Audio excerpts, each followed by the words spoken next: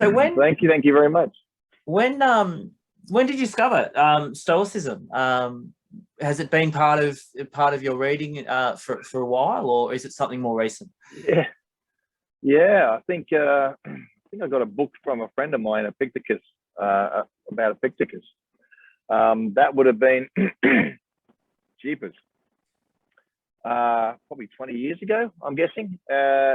And it was a standard book. It was always in my carry-on bag that I traveled around the world with, and so that was, I suppose, the first thing. And since then, I've sort of delved into.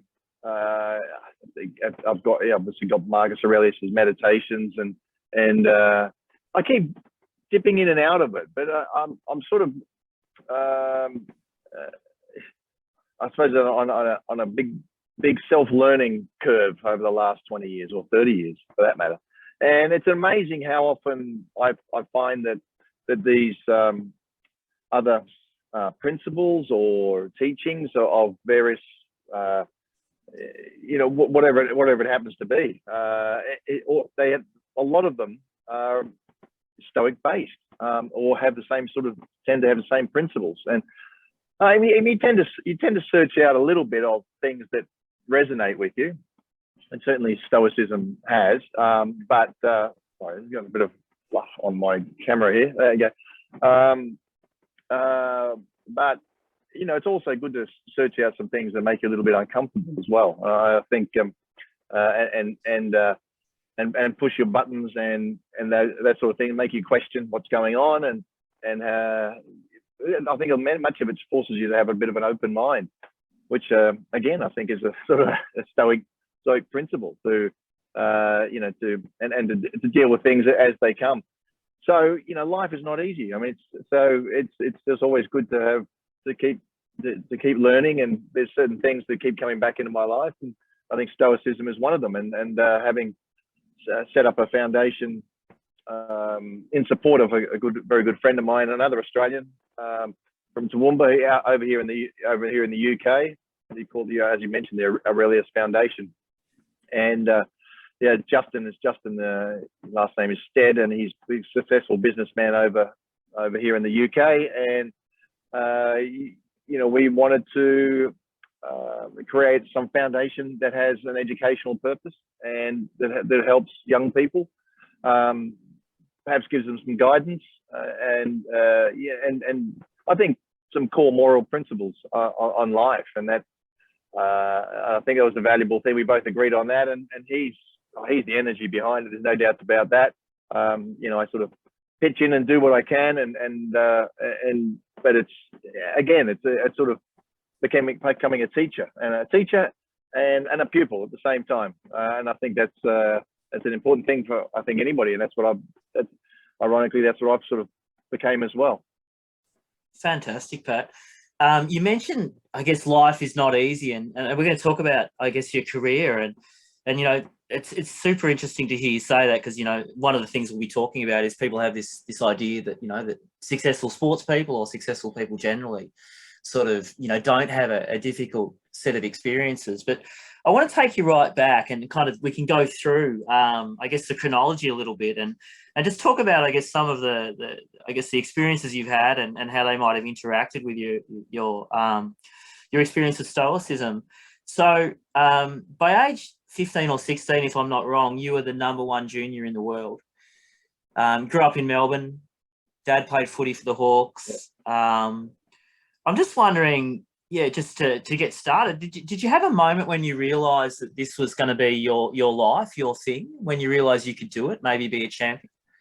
And what was that like? Yeah. Look, I think opportunities, arise, and maybe the opportunity to grasp that. I think I grew up playing Aussie rules. As you said, my dad played for the Hawks, and that was my #1 sport, to play footy. That's all I did. I lived in my Hawthorn footy jumper. My dad used to tell me off for wearing it to church, but that didn't get very far. I don't know how you could drag it off me, but church every week, every Sunday, with the footy jumper on, and I had all the childhood dreams of as a young kid growing up in sport. I just loved sport and didn't like to lose at all. So something weird was in my head. I really didn't like to lose. But yeah, tennis sort of took over, I suppose, in a strange way. I didn't really plan it in any way like that. But I'd go and play at junior football and play under 14s and then under 15, or under 13s, under 14s, under 15s. And by the time I was 15, I was beating the men. 15 and 16, I was beating the men in Victoria, in Australia, and I had the opportunity to go overseas and play some junior competitions in tennis. I'd go overseas and play for 2 months. My education would suffer. I wasn't much a fancied school very much. But I was getting an education of the world, and I'd come back after having an amazing experience and miss out on a few games of footy. Really, that was about it. And the kids were sort of gearing up for cricket season. So I sort of saw that as an opportunity that I could go and play something that I enjoyed, the sport that I played. I did love team sports. I think they were very, very important to me. But tennis as an individual sport is pretty tough. Though we had a good junior team, a young team, and it was important for us to get some experience overseas. So yeah, sort of the age of 16, 15, I won a big, or 16, got a big junior tournament in Europe, and I was invited to go and play junior Wimbledon. And much to my surprise, I think probably everybody else's, I got to the final of junior Wimbledon, and that was. I think my career was cast in stone then. So you've come second in junior Wimbledon, and the career beckons, but obviously you've got to give up a lot. And the Stoics talk a lot about moderation. Musonius Rufus says that it's the most important virtue. Talk us through that. I mean, at that point, to pursue that, I'm guessing you've just got to give up a lot of stuff. How was that experience? Your adolescence, for one, in some way. Yeah, it was a learning curve. I think that I sort of got through a lot on natural ability. But what the real sacrifice came after I'd already got into the top 10. Really, I got to the semi-final of Wimbledon and US Open, the age of 19. Won Davis Cup for Australia, but then I got injured. So I had hurt my back. The real wake up call was, I was out with a back injury, and I had a child on the way. And in those days in 1984, when I did well in the semi-final of Wimbledon and US Open, there was sponsorship that would keep me going. They paid some bills and gave me opportunity to buy a small flat in London. But it certainly was just the beginning of my career with the expenses. It was a real wake up call. I realized I needed to get fitter. I needed to get faster. I really need to make that extra step towards sacrificing. And that did mean sacrificing a lot, including, some of my relationship with my partner at that stage. I didn't certainly sacrifice on my time with my child, Daniel was the first one. And,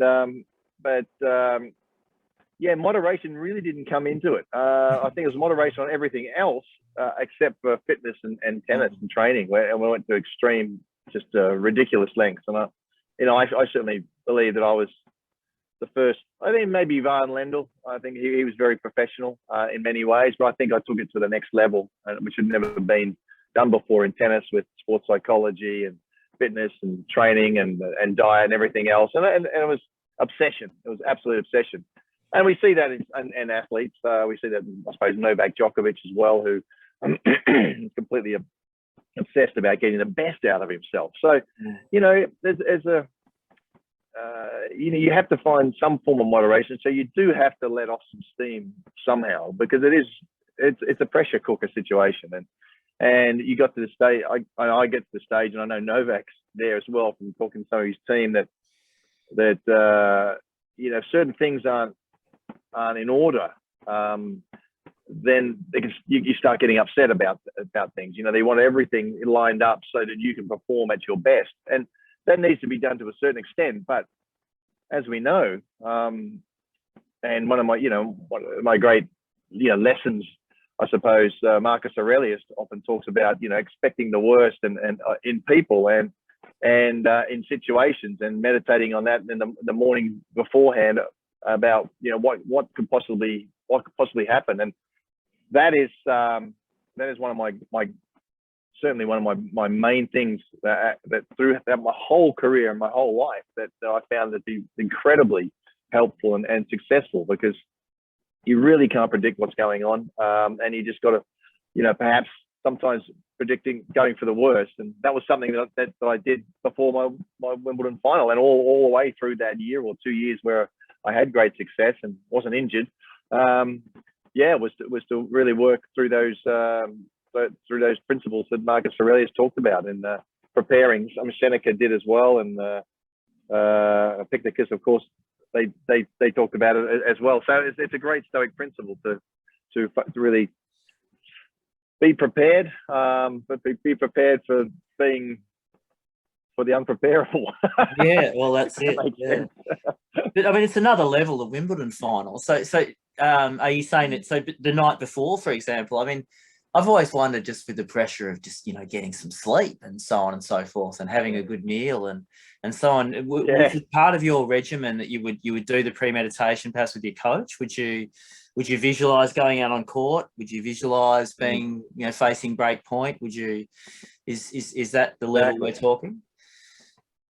Yeah, that's exactly what I did. So, a lot of modern sports psychology, psychotherapy is, a lot of it is Stoic based in some principles. So obviously there's thousands of principles and methods. But what I did with my sports psychologist Jeff Bond, who was from the Institute of Sport, and he travelled with me various times throughout the year.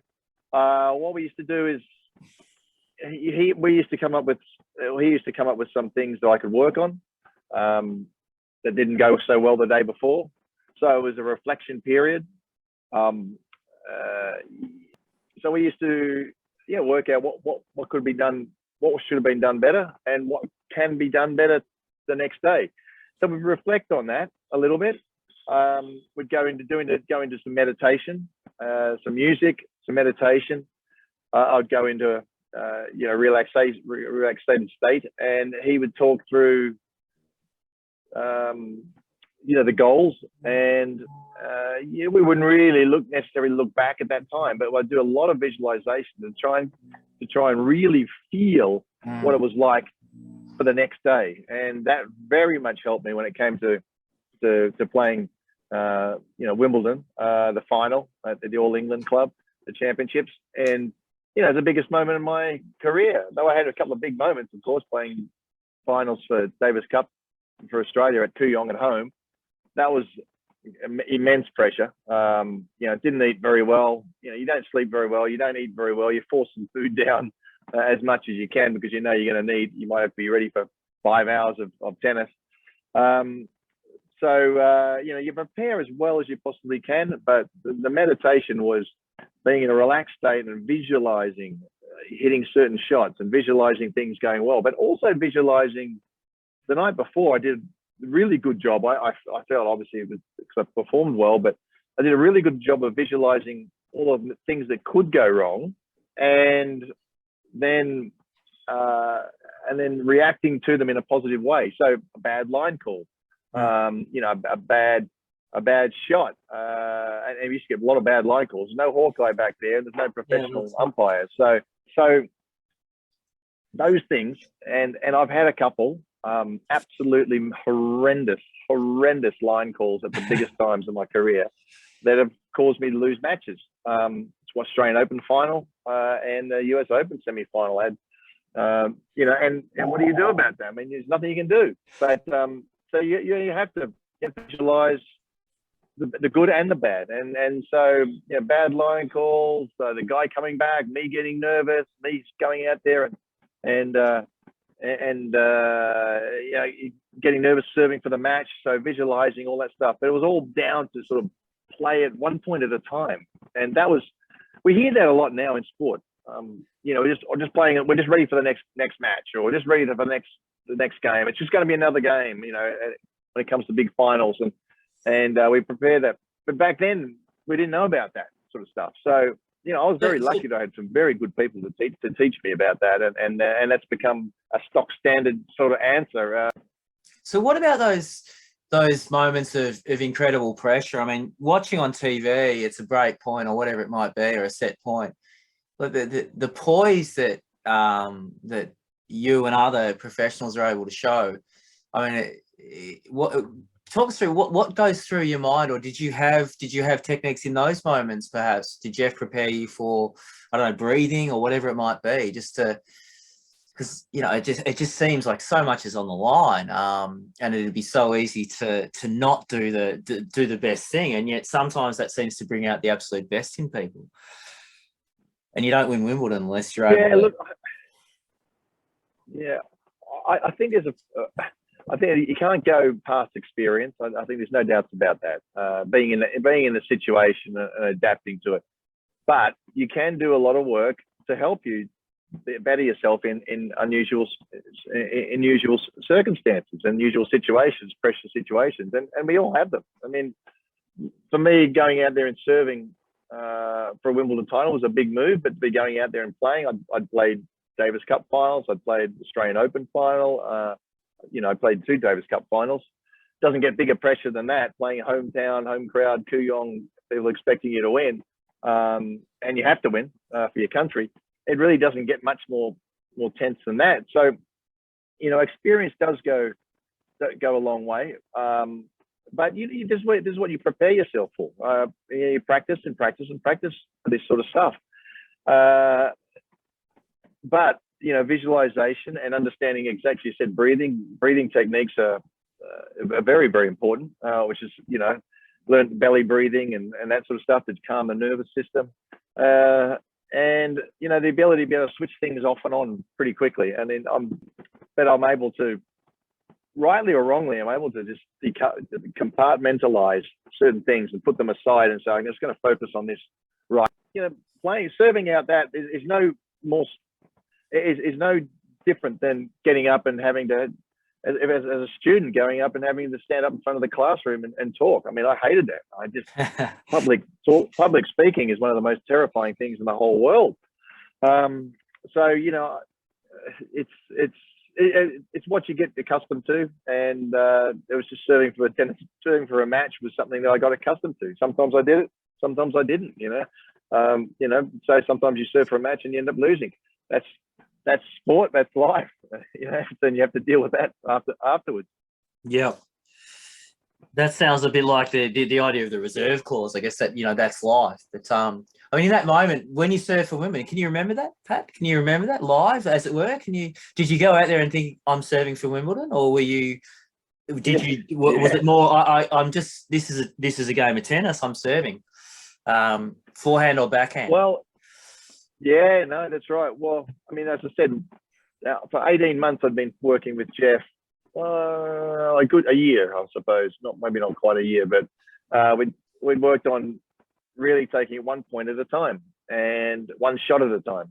When you have the serve, you're able to concentrate on, you have the control of the ball. When you're receiving, you have no control. So it's out of your control. All you can do is react.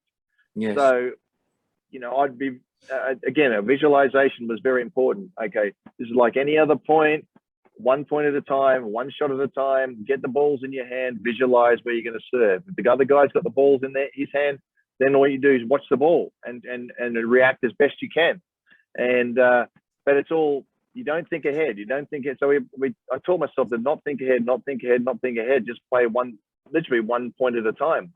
And then some of the really great competitors. I mean, there's a whole lot of them, but you know, the Nadals or the Leighton Hewitts is a great example of not giving one single point away. And then from nowhere, you can, if you play 1 point at a time, you know, next thing you know, you can stand up there and you know, you win the match by fighting through. But yeah, one of the strangest things that ever happened, and a good friend of mine, Don McPherson, has a great book out, which is about he talks about the monkey mind a lot, and how the monkey chatter that constantly is the ego constantly chattering at you to try and you can't necessarily silence it, but you can certainly calm it down a little bit.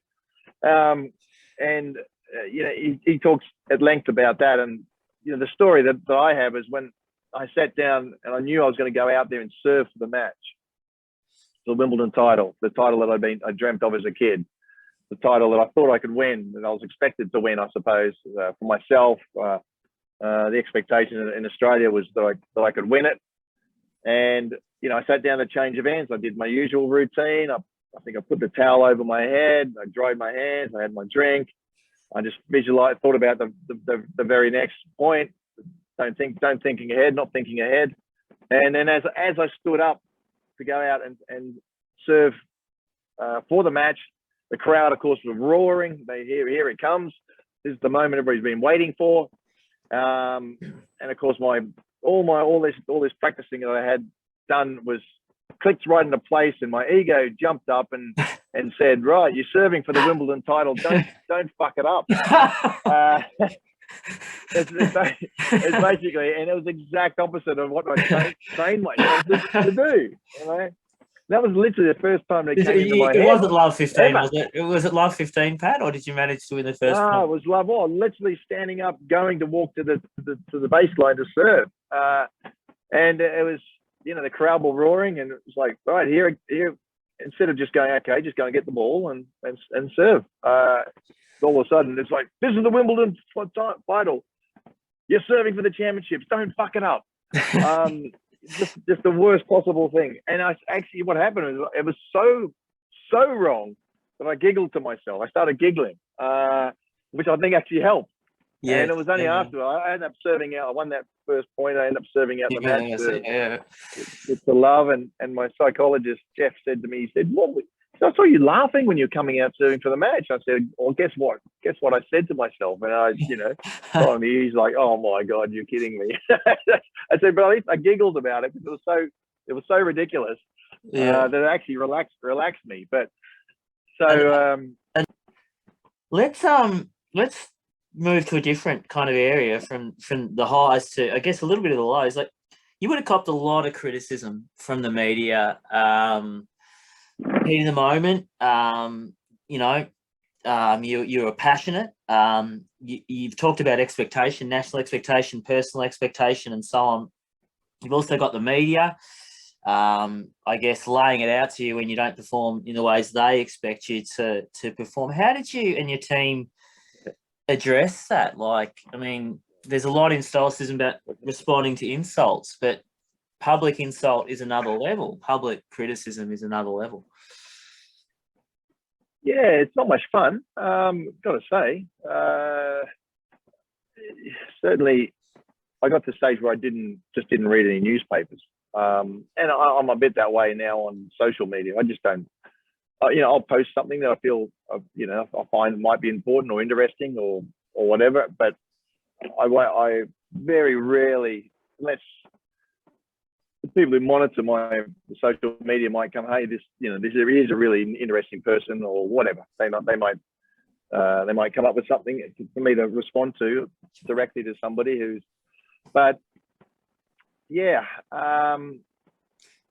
it really does mess with your mind, because then you don't know who you are. And I think that was the worst thing. I wasn't sure who I was, and I'm very hard to pigeonhole because I'm just not. I don't know. I'm just not your normal person, I suppose. Not because I won Wimbledon, so that's pretty rare in itself. But I've always kind of been a little bit that way.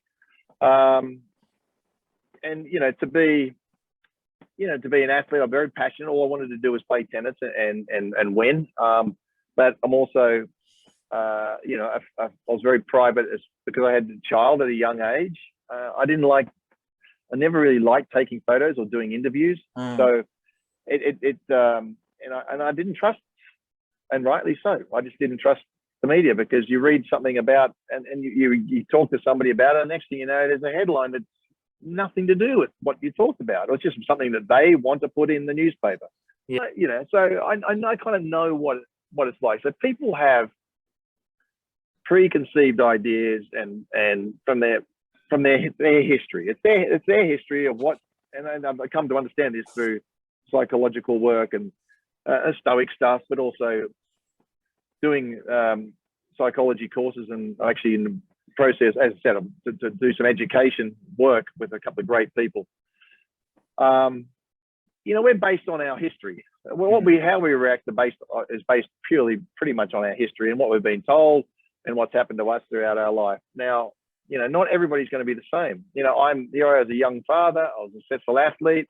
Okay, you go, wow, this guy's a Catholic boy. Oh my God, he's a pin-up boy. No, I'm not really. I'm really into heavy metal. I like Judas Priest and Black Sabbath. Loud rock and roll music. I remember reading that in the press. I remember that you're into Sabbath. Yeah. Yeah. I like my hard rock music, and used to hang out with, rough guys and bikers. No, that doesn't mean I was going to do anything wrong, but it's like, oh, okay. But then I'm really passionate about the environment and helping people and causes. I'm patron and founder of more charities I can actually remember, to be honest, and I try and keep up with those because it's important for me. Yeah. So but then when somebody tells me, you're a spoiled brat, you're loudmouth, and you're a this and you're a that, and the media, it messes with your mind. Well, who am I supposed to be? Yeah. But during your career, you're told by people who have no idea how to play tennis or what it's like, how you should be behaving. And then once I realized, he's got no idea. They've got no idea what they're talking about. They have no idea. They've never hit a tennis ball in anger. They've never been, had to spend hours on they have no idea what it's like. And so once you realize that, you go, okay, well, they just don't understand. And one of the greatest things, it's very, very hard to do, but one of the greatest things, I think my number one principle in life is to forgive. And a lot of people say, how can you possibly forgive when somebody does that? And you go, well, I tell you what, I don't necessarily want to forgive them and go, that I'm better than them and I forgive you. But what I do is I forgive them for not understanding and for not understanding or not trying to understand or whatever. So not everybody understands, and they certainly don't understand me. I don't think anybody really understands me. I don't even understand me. So that kind of helped me on my way of self-awareness. My last 30 years or so of doing courses and wellness and health, all sorts of stuff. That set me on my course, because I didn't know myself. How is anybody else supposed to know me? But I wanted to basically be as happy as I could possibly be. And listening to media, it's just, I know from day one, it is not the right way to go. And unfortunately, it's very hard to get away from. Being true to yourself, I think, is really, really important, really important. And it's taken, it's very hard, and reflection too. I mean, then people are coming at you to sit back and go, gee, have I done the right thing here? Go, well, actually, I have done the right thing by me. And that's about as good as I can possibly do. So let me ask you a related one, because I mean, sort of you touched on this a little bit, but like fame, everyone, we're in this culture where, being famous is like something that kids, I think, are really, encouraged to kind of desire and want. And, obviously we see flashy images. You were famous young. It's easy for those of us who are, just kind of garden variety academics or whoever to sort of, read Marcus Aurelius and these arguments that, that fame is this, fame is that. But I mean, the Stoics certainly argue that fame doesn't necessarily deliver the happiness. And I guess Marcus Aurelius could speak with some authority on the matter. But I guess you've talked about the media, but what was your experience about? I mean, I guess it brings demands. Can you talk about that experience?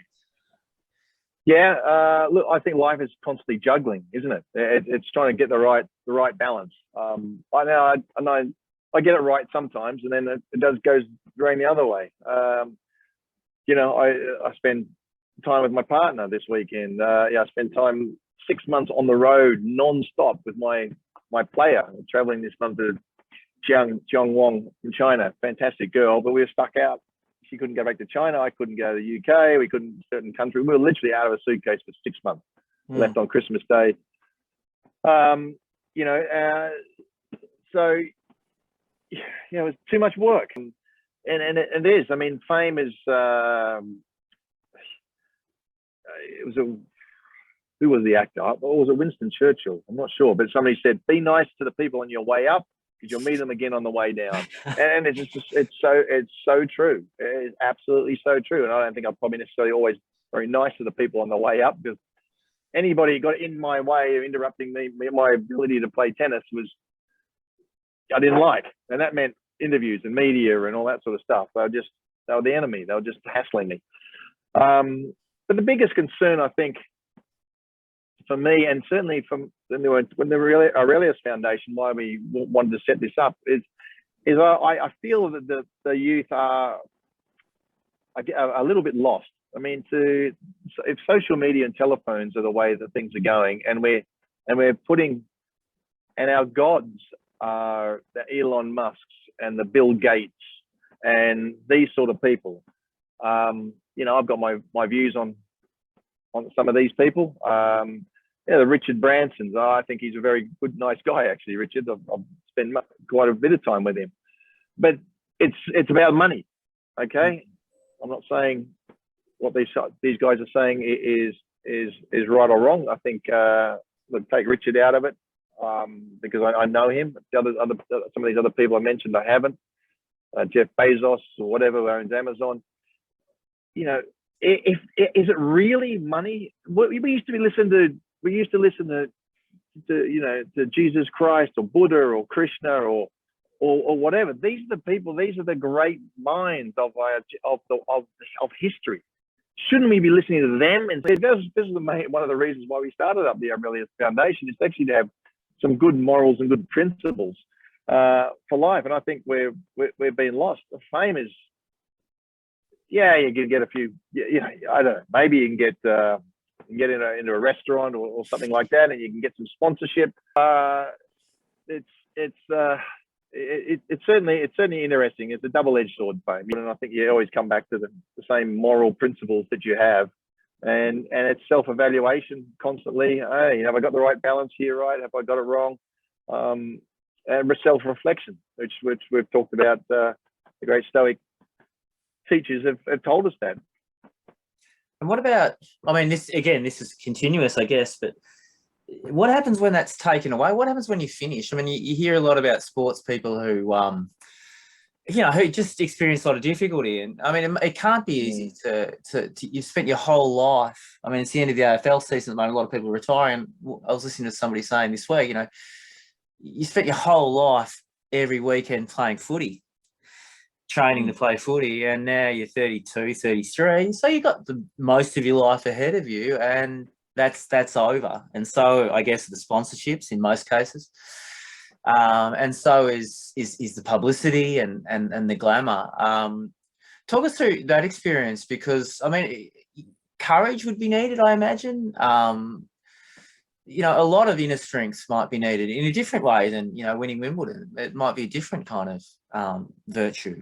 Yeah. Well, I still get it all the time. And I say, and I don't blame people, but I say, you're Pat Cash, the tennis player. I go, well, actually, yes. I figured I'm a bit more than a tennis player. My tennis career was, because of the injuries, was probably only about 8 years. Here I am at 56, having started. Obviously, that's what I'm known for, but I don't necessarily see myself in that light necessarily, though I acknowledge it. But yeah, I think what it's really important is that I know a lot of the football players, they're starting to do this in the tennis a lot now, is to do further education and to have other things in your life. And I think there's no doubt that you are more happy if you have other things in your life that you can do other than the one thing. If you take that one thing, put all your eggs in one basket, and it disappears, like it did in my case, where you had injury after injury after injury, that pretty much forced my hand. Lucky I had success, but I was on the lucky one. There's plenty of tennis players out there who never quite, won a Grand Slam and kept getting injured. There's so many stories you wouldn't, you don't really understand. Yeah. Or people never had the opportunity. So university is a great thing. But yeah, it's very tough at the end of your career. I went, well, I only know one thing. I have a passion for the environment. Started Planet Ark. a supporter of Greenpeace, but that's not going to make me money, is it? That's not part of my career. And so, what are you? And then that's a soul searching thing, and it can be very destroying. We often hear players going off the rails. And the other flip side is you've been so dedicated your whole life to eating the right food, doing the right things, and finally you're just like, oh, I've had enough. Give me that meat pie, give me that pizza. Oh, you feel bad, and you go, oh no, I don't care. Give me another one. And this goes on for weeks, and the next thing you know, you often see ex-sports people who go, whoa, look at the size of him now, because they just finally stop burning the calories and finally gone, I've had enough of that discipline. So, and that's a complete natural thing. A lot of, I think in the past, people they hit the bottle a lot and were drinking. I think they're a bit more aware of that now. But I had an element of that, I suppose. But I was also I kept playing Legends tennis, which I didn't really want to do, but it was kind of fun. Catching up with my old mates. It wasn't as serious. It was bringing some money in, but it also gave me the discipline to go, you know what, you still got to stay fit. You still got to stay reasonably fit and play against the other legends, and actually can be a good career for you. So I was, in many ways, I was a little bit lucky that I sort of fell into commentating, which then fell into coaching. One of the greatest things that have ever happened to me was being injured. No doubts, without a doubt. And at the time, it was the most horrific thing to happen. It was the sports person to be injured. But the lessons I've learned, looking back at it, have been just phenomenal. I had to change my technique on my tennis game to prevent injuries. Learn a lot of biomechanics from an amazing man called Brad Langavad, who's an Australian guy. We went crazy sports science, biomechanics, body management, movements, all this sort of stuff. Injury prevention, and then of course the psychological stuff, and then depression. I went to rehab for depression, and so out of those horrible situations have actually come the best things in my life. But reflecting on that, is it was actually, I'm not meant to be a tennis player. I'm not supposed to be a tennis player. I've been sent here. If you believe in a God or a higher power sends you to do something in life, they certainly don't send you to be a tennis player. I mean, unless you're Roger Federer, I suppose you can entertain people with, with your grace and style, but that's not his gig. God doesn't send you down and say, I'm going to make you a tennis player, to hit fluffy tennis balls around and chase around a court all day. No, there's a bigger picture somewhere. And I think I've sort of found that in teaching and education and helping young people. I don't know. But and that's why I'm a tennis coach, and that's why I've started up these foundations, because I think it's an important thing. And I associate myself with some really, really fantastic people, and we can get some things done. But that did take me a long time to work that out. After the so-called fame on the way down, I met everybody on the way back down. Well, maybe I'll meet them on the way back up, or maybe I've leveled a bit more. I don't know. Well, let me just finish. I mean, you've talked a little bit about Aurelius Foundation and some of the motivations and I guess some of the philosophy behind it. But I guess I just want to prompt you to say a few more words about that. I mean, because it is striking that you had your Epictetus and you founded an organization which is named after a Roman emperor all those years ago. And from what you've said, I mean, it's not an idle decision, but it's something that's come from a considered reflection on where we're at and where the youth's at. So yeah, do you have any final, I guess, thoughts about the Aurelius Foundation and Stoicism and your experiences with it? Well, I think I feel it's important within reason. I think it's important to have something that can guide you, that can help you, that you can reflect back on, whether it's some principles, whether it's Marcus Aurelius, Stoicism, whether it's Christianity, Buddhism, whatever it happens to be. I think most religions, other than, I think extremism can go too far. I think we know that, but in any event, all religions are supposed to be good. All basis of teachings are supposed to be good. They're all kind of saying the same thing in many ways. be kind to your fellow human being. Be the best that you can be. And here's the ways that you can do it. And you don't go around killing people. You don't steal. They're the whatever 10 commandments or whatever you want to say, or whatever it happens to be. But there's different levels. There's different things. But I think stick with something, and I think Stoicism is a great teacher, and is a great method for a whole lot of good principles and great advice. Get some advice from the people that have gone before you, the greats. And we're not talking about Elon Musk or whoever. No, I consider them greats. I think they're probably people who've got good ideas, or whoever. But the real greats of the mind, and I think and that's one of the reasons why we thought we can. And there was actually quite a big movement, the Stoicism movement.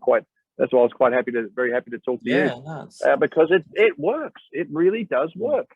And I think, so I would just say to, stick with something. They also help you to sit back as well. A lot of these the Stoicism and a lot of these great principles are often just detach yourself for a moment and just sit back and breathe. And I know it's, a lot of the time we go to these things when we're in a crisis.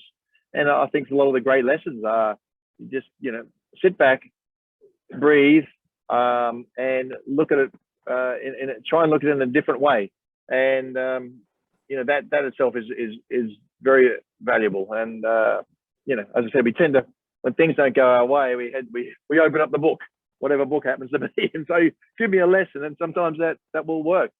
But if we can do a daily thing, religiously, this is probably not the right word,